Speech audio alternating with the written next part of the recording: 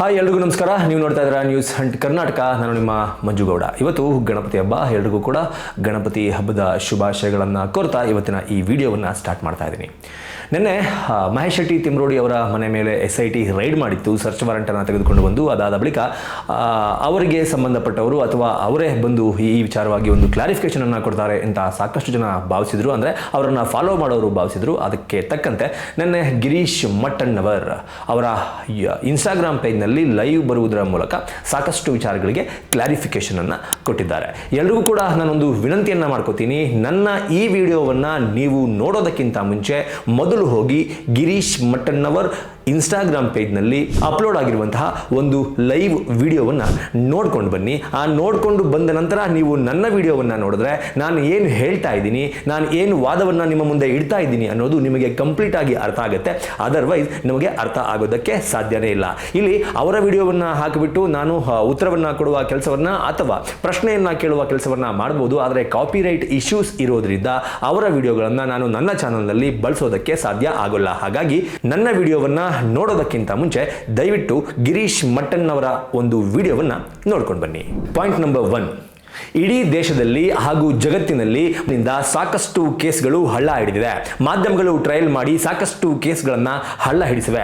ಹಾಗಾಗಿ main stream ಮಾಧ್ಯಮಗಳಲ್ಲಿ ಏನನ್ನ ತೋರಿಸ್ತಾ ಇದ್ದಾರೋ ಆ ವಿಚಾರವಾಗಿ ನೀವು ಯಾರು ಕೂಡ ತಲೆ ಕೆಡಿಸ್ಕೋಬೇಡಿ. ಅವರು ತೋರಿಸ್ತಾ ಇರುವಂಥದ್ದೆಲ್ಲ ಸುಳ್ಳು. ಅವರು ಮೀಡಿಯಾ ಟ್ರಯಲ್ ಅನ್ನ ಮಾಡ್ತಿದ್ದಾರೆ ಅಂತ ಗಿರೀಶ್ ಮಟ್ಟಣ್ಣವರು ಹೇಳ್ತಾರೆ. ಓಕೆ ಫೈನ್, ಅದನ್ನ ನಂಬೋಣ. ಆದರೆ ಮೇನ್ ಸ್ಟ್ರೀಮ್ ಮಾಧ್ಯಮಗಳಲ್ಲಿ ತೋರಿಸಿದ ಯಾವ ವಿಷಯ ನಿಮ್ಮ ಪ್ರಕಾರ ಸುಳ್ಳು? ಸುಜಾತಾ ಭಟ್, ಅನನ್ಯ ಭಟ್ ಕೇಸ್ ಸುಳ್ಳ?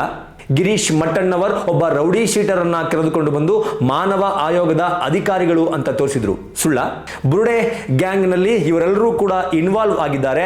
ಈ ಚೆನ್ನಯ್ಯ SIT ಕಸ್ಟಡಿಗೆ ಹೋದ ಬಳಿಕ ಅವನು ಎಲ್ಲದನ್ನೂ ಕೂಡ ಒಪ್ಕೊಂಡಿದ್ದಾನೆ, ಇವರೆಲ್ಲರ ಹೆಸರನ್ನ ಹೇಳಿದ್ದಾನೆ ಅನ್ನೋದಕ್ಕೆ ಪೂರಕವಾಗಿ ನಿನ್ನೆ SIT ಟೀಮ್ ಮಹೇಶ್ ಶೆಟ್ಟಿ ತಿಮ್ರೋಡಿ ಹಾಗೂ ಅವರ ಸಹೋದರ ಮೋಹನ್ ಶೆಟ್ಟಿ ತಿಮ್ರೋಡಿ ಅವರ ಮನೆಯನ್ನ ರೇಡ್ ಮಾಡಿತ್ತು ಅಥವಾ ಸರ್ಚ್ ವಾರೆಂಟ್ ಅನ್ನ ಹಿಡಿದುಕೊಂಡು ಬಂದು ಸರ್ಚ್ ಮಾಡಿತ್ತು.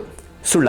ಯಾವುದು ಸುಳ್ಳು, ಯಾವುದು ಸುಳ್ಳು ಅಂತ ದಯಮಾಡಿ ಮೊದಲು ಸ್ಪೆಸಿಫೈ ಮಾಡಿ ಹೇಳುವಂತಹ ಕೆಲಸವನ್ನ ಗಿರೀಶ್ ಮಟ್ಟಣ್ಣವರ್ ಮಾಡಬೇಕು. ಅದನ್ನ ಬಿಟ್ಟು ಈ ತರ ಗಾಳಿಯಲ್ಲಿ ಗುಂಡೊಡೆದ್ರೆ ನಂಬೋದಕ್ಕೆ ನಾವು ಕಿವಿಯಲ್ಲಿ ಹೂವು ಇಟ್ಕೊಂಡಿಲ್ಲ. ಯಾಕಪ್ಪ ಅಂತಂದ್ರೆ ಇಷ್ಟು ದಿನಗಳ ಕಾಲ ನನ್ನ ಮದುವೆ ಆಗಿ ಆಲ್ಮೋಸ್ಟ್ 2.5 ವರ್ಷ ಕಳೆದಿದೆ. 2.5 ವರ್ಷ ಆದರೂ ಕೂಡ ಯಾವಾಗಲೂ ಪ್ರತಿ ವರ್ಷಕ್ಕೆ ಒಂದು ಸಾರಿ ಆದರೂ ಧರ್ಮಸ್ಥಳಕ್ಕೆ ಹೋಗಿ ಬರ್ತಾ ಇದ್ದ ನಾನು ನೀವು ಹೇಳೋದನ್ನೆಲ್ಲ ಕೇಳಿ ಗಿರೀಶ್ ಮಟ್ಟಣ್ಣವರ್, ಮಹೇಶ್ ಶೆಟ್ಟಿ ತಿಮ್ರೋಡಿ ಹೀಗೆ ಸೌಜನ್ಯಪರ ಹೋರಾಟಗಾರರು ಅಂತ ಏನು ಮಾಸ್ಕ್ ಅನ್ನ ಹಾಕೊಂಡು ಹೋರಾಟ ಮಾಡ್ತಾ ಇದ್ರಲ್ಲ, ನೀವು ಹೇಳೋದನ್ನ ಕೇಳಿ ನನಗೆ ಧರ್ಮಸ್ಥಳದ ಕಡೆಗೆ ತಲೆ ಹಾಕಿ ಮಲಗೋದಕ್ಕೂ ಇಷ್ಟ ಆಗಿರಲಿಲ್ಲ. ಧರ್ಮಸ್ಥಳದ ಕಡೆಗೆ ಹೋಗೋದಕ್ಕೂ ಇಷ್ಟ ಆಗಿರಲಿಲ್ಲ. ಶ್ರೀ ಮಂಜುನಾಥನ ಅಣ್ಣಪ್ಪನ ದರ್ಶನವನ್ನ ಮಾಡೋದಕ್ಕೂ ಸಹ ಇಷ್ಟ ಆಗಿರಲಿಲ್ಲ. ನನ್ನ ಮನಸ್ಸು ಒಪ್ಪಿರಲಿಲ್ಲ. ಆದರೆ ಇತ್ತೀಚೆಗೆ ಅದೆಲ್ಲವೂ ಕೂಡ ಗೊತ್ತಾಗ್ತಾ ಬಂತು. ನೀವು ಸುಳ್ಳನ್ನು ಹೇಳ್ತಾ ಇದ್ದೀರಾ ಅಂತ ನನಗೆ ರಿಯಲೈಸ್ ಆಯಿತು. ಅದಾದ ನಂತರವೇ ನಾನು ಧರ್ಮಸ್ಥಳಕ್ಕೆ ಹೋಗಿ ಮಂಜುನಾಥನ ಹಾಗೂ ಅಣ್ಣಪ್ಪನ ದರ್ಶನವನ್ನು ಪಡೆದುಕೊಂಡು ಬಂದು ಈ ಕೇಸ್ನಲ್ಲಿ ನಿಮ್ಮ ಮುಂದೆ ಮಾತನಾಡೋದಕ್ಕೆ ನಿಂತಿರೋದು. ಹಾಗಾಗಿ ನಾನೂ ಕೂಡ ನಿಮ್ಮಂತೆ ಯಾರೆಲ್ಲ ವೀಕ್ಷಕರು ಅವರನ್ನು ನಂಬಿದ್ರಲ್ಲ, ನಾನು ಕೂಡ ಅವರ ಮಾತನ್ನ, ಅವರು ಹೇಳೋದನ್ನ ಎಲ್ಲವನ್ನೂ ಕೂಡ ಸತ್ಯ ಅಂತ ನಂಬಿ ಮೋಸ ಹೋದವನು. ಹಾಗಾಗಿ ನಾನು ಈ ಪ್ರಶ್ನೆಯನ್ನ ಮಾಡ್ತಾ ಇದ್ದೀನಿ. ಇದೇ ಮೇನ್ ಸ್ಟ್ರೀಮ್ ಮಾಧ್ಯಮಗಳು ತೋರಿಸ್ತಾ ಇರೋದೆಲ್ಲ ಸುಳ್ಳು, ಮೀಡಿಯಾ ಟ್ರಯಲ್ ಅನ್ನ ಮಾಡಿ ಸಾಕಷ್ಟು ಕೇಸ್ಗಳನ್ನ ಹಳ್ಳ ಹಿಡಿಸಿದ್ದಾರೆ, ಹಾದಿ ತಪ್ಪಿಸಿದ್ದಾರೆ ಅಂತ ಹೇಳುವಂತಹ ಇದೇ ಮಟ್ಟಣ್ಣವರ್ ಈ ಹೋರಾಟಕ್ಕೆ ಎಂಟ್ರಿ ಕೊಟ್ಟ ದಿನದಿಂದ ಇಲ್ಲಿಯ ತನಕ ಯೂಟ್ಯೂಬ್ ಚಾನೆಲ್ಗಳಲ್ಲಿ ಇವರು ಕುತ್ಕೊಂಡು ಮಾಡಿದ್ದೇನು? ಸೋಷಿಯಲ್ ಮೀಡಿಯಾ ಟ್ರಯಲ್ ಅನ್ಬೋದು. ಅದನ್ನ ಇವರು ಮಾಡಿದ್ರೆ ಮೀಡಿಯಾ ಟ್ರಯಲ್, ನೀವು ಯೂಟ್ಯೂಬ್ಗಳಲ್ಲಿ ಕುತ್ಕೊಂಡು ಹೇಳಿದ್ರೆ ಅದು ಯಾವುದೇ ರೀತಿ ಟ್ರಯಲ್ ಅಲ್ಲ ಅಲ್ವಾ? ಪಾಯಿಂಟ್ ನಂಬರ್ 2, ಈ ಬುರುಡೆ ಪ್ರಕರಣ ಬೆಳಕಿಗೆ ಬಂದ ನಂತರ ಈ ಮೀಡಿಯಾಗಳ ಟ್ರಯಲ್ಗಳು ಜಾಸ್ತಿ ಆಗಿದೆ ಅಂತ ಆರೋಪ ಮಾಡ್ತಾ ಇರುವಂತಹ ಇದೇ ಗಿರೀಶ್ ಮಟ್ಟಣ್ಣವರ್ ಎಲ್ಲರೂ ಕೂಡ ನೋಡಿರ್ತೀರಾ, ಮೇನ್ ಸ್ಟ್ರೀಮ್ ಮಾಧ್ಯಮಗಳು ಯಾರು ಕೂಡ ಇದರ ಬಗ್ಗೆ ಮಾತನಾಡ್ತಾ ಇಲ್ಲ. ಮೇನ್ ಸ್ಟ್ರೀಮ್ ಮಾಧ್ಯಮಗಳು ಇದರ ಬಗ್ಗೆ ತುಟಿ ಬಿಚ್ಚುತ್ತಾ ಇಲ್ಲ. ಅವರಿಗೆ ಸೂಟ್ ಕೇಸ್ ಗಟ್ಲೆ ದುಡ್ಡು ಹೋಗಿದೆ. ಇವರು ಬಾಯಿ ಮುಚ್ಕೊಂಡು ಇರೋದನ್ನ ನೀವು ನೋಡ್ತಾ ಇದ್ರೇನೆ ಗೊತ್ತಾಗಲ್ವಾ? ಇದರ ಬಗ್ಗೆ ಬೆಳಕನ್ನ ಚೆಲ್ತಾ ಇರೋದು ಓನ್ಲಿ ಯೂಟ್ಯೂಬರ್ಸ್ಗಳು ಹಾಗೂ ಡಿಜಿಟಲ್ ಮಾಧ್ಯಮಗಳು ಬಿಟ್ರೆ ಮೇನ್ ಸ್ಟ್ರೀಮ್ ಮಾಧ್ಯಮಗಳು ಮಾತನಾಡ್ತಾ ಇಲ್ಲ. ಅದರ ಅರ್ಥ ಏನು? ಅವರಿಗೆ ಸೂಟ್ ಕೇಸ್ ಗಟ್ಲೆ ದುಡ್ಡು ಹೋಗಿದೆ ಅಂತ ಸಾಕಷ್ಟು ವಿಡಿಯೋಗಳಲ್ಲಿ ಇವರು ಆರೋಪ ಮಾಡಿರೋದನ್ನ ನೀವು ನೋಡಿರ್ತೀರಾ. ಆದ್ರೆ ಈಗ ಮೇನ್ ಸ್ಟ್ರೀಮ್ ಮಾಧ್ಯಮಗಳು ಮಾತನಾಡೋದಕ್ಕೆ ಸ್ಟಾರ್ಟ್ ಮಾಡಿದ್ರು ಕೂಡ ಅವರು ದುಡ್ಡು ತಗೊಂಡು ಮಾತನಾಡ್ತಾ ಇದ್ದಾರೆ. ಮೇನ್ ಸ್ಟ್ರೀಮ್ ಮಾಧ್ಯಮಗಳು ಮಾತನಾಡಿಲ್ಲ ಅಂದ್ರೂ ಕೂಡ ಅವರಿಗೆ ಸೂಟ್ ಕೇಸ್ ಗಟ್ಲೆ ದುಡ್ಡು ಹೋಗಿದೆ, ಅದಕ್ಕೋಸ್ಕರ ಮಾತನಾಡ್ತಾ ಇಲ್ಲ. ಯಾವ ರೀತಿ ವಾದ ಇದು? ಇವತ್ತು ಈ ಪ್ರಕರಣಕ್ಕೆ ಮೇನ್ ಸ್ಟ್ರೀಮ್ ಮಾಧ್ಯಮಗಳು ಏನಾದರೂ ಎಂಟ್ರಿ ಕೊಟ್ಟಿರಲಿಲ್ಲ ಅಂತಿದ್ರೆ ನೀವು ಅದೇ ನಿಮ್ಮ ಕೃಪಾ ಪೋಷಿತ ಮಂಡಳಿಯ ಯೂಟ್ಯೂಬ್ ಚಾನೆಲ್ಗಳೇನಿದೆ ಅವುಗಳ ಮೂಲಕ ಸಮಾಜದ, ಕರ್ನಾಟಕದ ಇಡೀ ದೇಶದ ಜನರ ಗಮನವನ್ನ ಬೇರೆ ಕಡೆಗೆ ಸೆಳೆದು ಇಲ್ಲದೆ ಇರುವಂತಹ ವಿಷಯವನ್ನ ಅವರ ತಲೆಗೆ ತುಂಬ್ತಾ ಇದ್ರಿ. ಮೇನ್ ಸ್ಟ್ರೀಮ್ ಮಾಧ್ಯಮಗಳು ಇವತ್ತು ಎಂಟ್ರಿ ಆಗಿರೋದಕ್ಕೇನೆ ಎರಡೂ ಸೈಡ್ನ ವಾದಗಳನ್ನ ಜನ ನೋಡ್ತಾ ಇದ್ದಾರೆ. ಮೇನ್ ಸ್ಟ್ರೀಮ್ ಮಾಧ್ಯಮಗಳು ಹೇಳ್ತಾ ಇರೋದು ಸುಳ್ಳ ಅಥವಾ ನೀವು ಹೇಳ್ತಾ ಇರೋದು ಸುಳ್ಳ ಅನ್ನೋದು ಈಗ ಆಲ್ರೆಡಿ ಜನಗಳಿಗೆ ಗೊತ್ತಾಗಿದೆ ಅನ್ನೋದಕ್ಕೆ ನಿಮ್ಮ ಲೈವ್ ವಿಡಿಯೋಗಳಲ್ಲಿ ನಿಮಗೆ ಬರ್ತಾ ಇರುವ ಕಮೆಂಟ್ಗಳು ಹಾಗೂ ನಿಮ್ಮನ್ನ ಇಷ್ಟು ದಿನ ನಂಬಿದ್ದವರು ಮಾಡ್ತಾ ಇರುವಂತಹ ಅಂದ್ರೆ ಕಮೆಂಟ್ನ ಮೂಲಕ ನಿಮಗೆ ಮಾಡ್ತಾ ಇರುವಂತಹ ಪ್ರಶ್ನೆಗಳೇ ಸಾಕ್ಷಿ.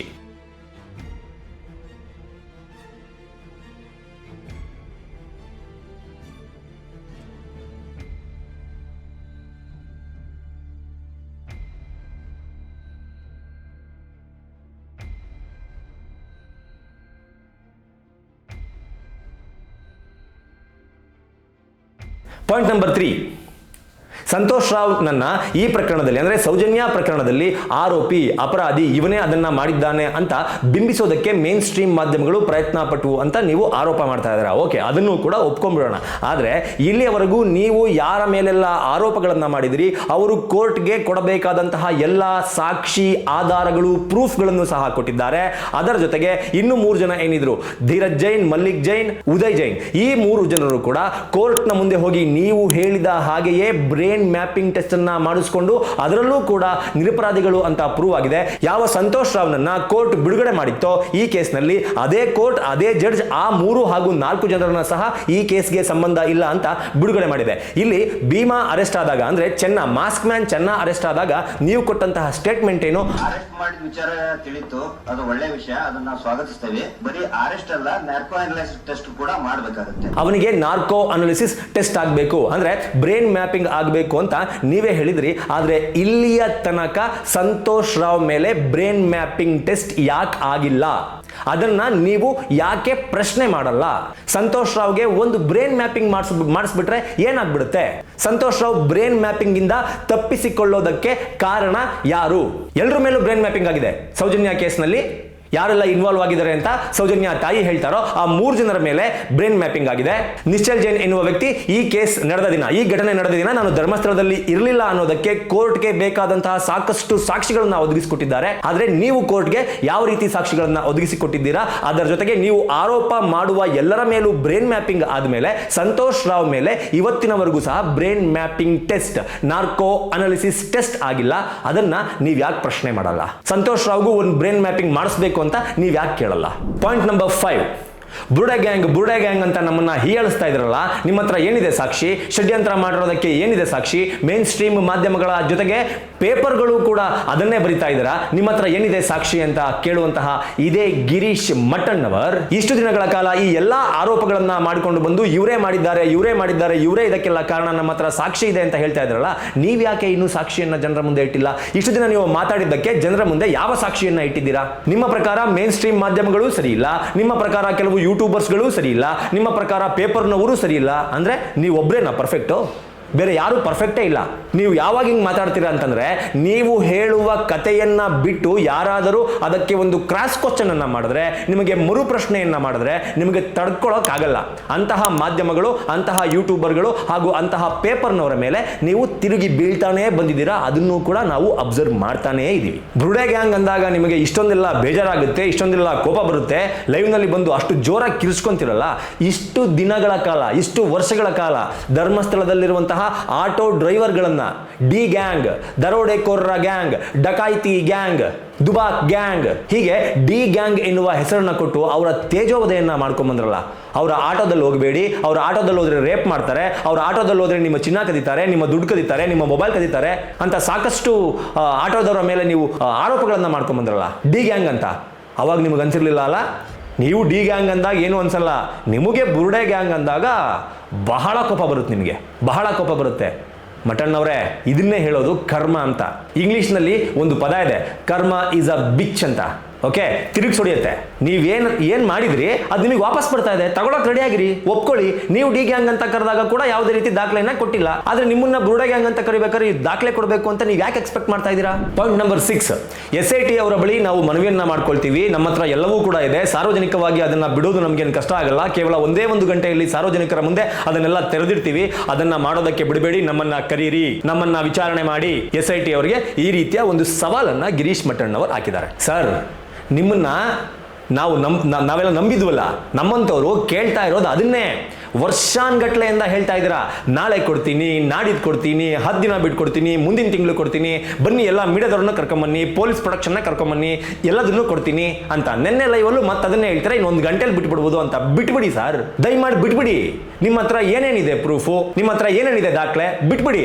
ಆಗ ನಮ್ಮಂಥವ್ರು ನಿಮ್ಮನ್ನು ಪ್ರಶ್ನೆ ಮಾಡ್ತಾ ಇದೀವಲ್ಲ, ನಾವು ಕೂಡ ಬಾಯಿಗೆ ಬೀಗ ಹಾಕೊಂಡ್ಬಿಡ್ತೀವಿ. ನೀವು ತೋರಿಸಿರುವ ದಾಖಲೆಗಳನ್ನ ಇಟ್ಕೊಂಡು ಇದೇ ಚಾನಲ್ನಲ್ಲಿ ನಾವೇ ಸುದ್ದಿ ಮಾಡೋದಕ್ಕೆ ಸ್ಟಾರ್ಟ್ ಮಾಡ್ತೀವಿ. ಆದ್ರೆ ನೀವು ಬಿಡಲ್ಲ, ಬರೀ ಚಾಲೆಂಜ್ ಮಾಡ್ತೀರಾ, ಬರೀ ಮಾಧ್ಯಮಗಳ ಮುಂದೆ ಬಂದು ಕುತ್ಕೊಂಡು ಸ್ಟೇಟ್ಮೆಂಟ್ ಅನ್ನ ಕೊಡ್ತೀರಾ, ಜನರನ್ನ ಹಾದಿ ತಪ್ಪಿಸುವಂತ ಕೆಲಸವನ್ನ ಮಾಡ್ತಾ ಇದ್ದೀರಾ ಅಂತ ಜನರಿಗೆ, ಇನ್ಕ್ಲೂಡಿಂಗ್ ನನಗೂ ಕೂಡ ಅನ್ಸೋಕೆ ಸ್ಟಾರ್ಟ್ ಆಗಿರೋದು. ಯಾಕಪ್ಪ ಅಂತಂದ್ರೆ ಬಿಡ್ತೀನಿ, ಮೊಬೈಲ್ ನಲ್ಲಿದೆ, ಜೇಬಲ್ಲಿದೆ, ಐ ವಿಟ್ನೆಸಸ್ ಇದೆ. ನಿನ್ನೆ ಕೂಡ ಲೈವ್ ಅಲ್ಲಿ ಹೇಳ್ತೀರಾ ಇನ್ನೊಂದು ಗಂಟೆಯಲ್ಲಿ ಬಿಟ್ಬಿಡ್ಬೋದು ಅಂತ.